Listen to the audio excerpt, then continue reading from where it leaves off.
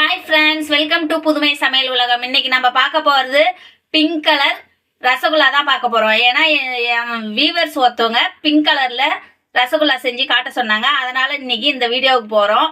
இங்கே பாருங்கள், 1.5 லிட்டரு பால் அடுப்பில் வச்சுருக்கிறேன். இன்னும் பொங்கனதுக்கு அப்புறம் என்ன செய்யலான்னு பார்க்கலாம். இங்கே பாருங்கள், கொஞ்சம் கொஞ்சமாக பொங்கி வருது பாருங்கள். ரொம்ப கொதிக்கணுன்ற அவசியம் கிடையாது. இது மாதிரி பொங்கும் போதே இங்கே பாருங்கள், இது லெமன் 1.5 பழம் புழிஞ்சு வச்சிருக்கிறேன். அதை நம்ம இதில் ஊற்றிக்கணும்.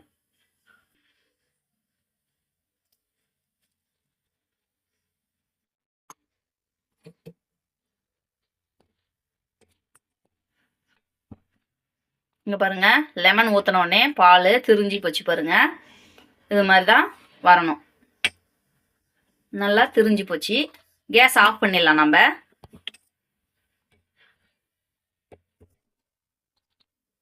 பால் ஃபுல்லாக இது மாதிரி ஆயிடுச்சு பாருங்க. இது கொஞ்ச நேரம் நம்ம வடிகட்டிக்கணும். கொஞ்ச நேரம் இருக்கட்டும். இப்போ பாருங்க, இதை நம்ம இப்படி வடிகட்டிக்கலாம் ஒரு இதில் வச்சு. நான் சூடாக இருக்குதுன்றதுனால காணை திறந்து விட்டேன்.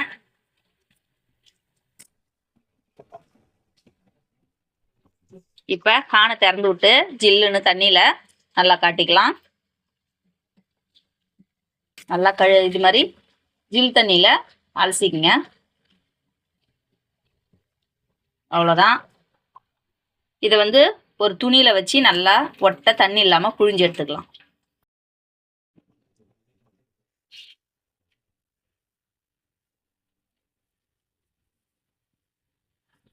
இது மாதிரி நல்லா ஒட்ட புழிஞ்சிக்கணும். தண்ணியே இல்லாமல் நல்லா புழிஞ்சிட்டு உங்களுக்கு காட்டுறேன். இங்கே பாருங்கள், இது மாதிரி நல்லா சக்கை மாதிரி புழிஞ்சு எடுத்துடணும். இப்போ இதை நல்லா கை கொடுத்து நம்ம பிசைஞ்சிக்கலாம் வாங்க. அதை நல்லா உதிர்த்துட்டேன். இப்போ இதில் கொஞ்சோண்டு ஃபுட் கலர் சேர்க்க போகிறேன். சும்மா ஒரு சிட்டிகை சேர்த்துட்டு நம்ம பிசைஞ்சிக்கலாம். பாருங்க, கையில் லைட்டாக எண்ணெய் இது மாதிரி தடவிட்டு இங்கே பாருங்க, நல்லா இந்த இதை வச்சு நல்லா இப்படி பிசையணும். அது நல்லா அதிலே எண்ணெய் நமக்கு கையில் வர மாதிரி பிசைஞ்சாதான் அது நல்லா வரும். இங்கே பாருங்க, நல்லா இது மாதிரி நைஸாக பிசைஞ்சிக்கணும். இங்கே பாருங்க, மாவு எடுத்தால் எவ்வளோ நைஸாக இருக்குது பாருங்க. நம்ம இப்படி இன்னோம்னா அந்த கட்டிலாம் எதுவுமே தெரியக்கூடாது. நம்ம எவ்வளோ திரியாக இருந்தது அதை நல்லா ஒரு 10 நிமிஷம் போல் கை விடாமல் இது மாதிரி பிசைஞ்சிட்டே இருக்கணும். இது பாரு, இப்படி இப்படி இப்படி இப்படி பிசைஞ்சாதான் இது பாருங்க அந்த கட்டிலாம் உடையும். இதுமாரி நம்ம தட்டில் வச்சு இப்படி இப்படி பிசைஞ்சிக்கணும். இப்போ இதை பாலாக ஊற்றிக்கலாம். நம்ம பாருங்க, இது மாதிரி நல்லா மழைன்னு கீரல், இந்த பாலில் கீரல் இல்லாமல் அழகாக ரவுண்டாக ஊற்றிக்கணும். இது மாதிரி ஊற்றி வச்சுட்டு உங்களுக்கு காட்டுறேன். இங்கே பாருங்க, 400 ml தண்ணி வச்சிருக்கிறேன். அதில் சர்க்கரை 1/2 கிலோ சர்க்கரை சேர்த்துக்குங்க. நான் 100 சேர்த்துக்கிறேன்.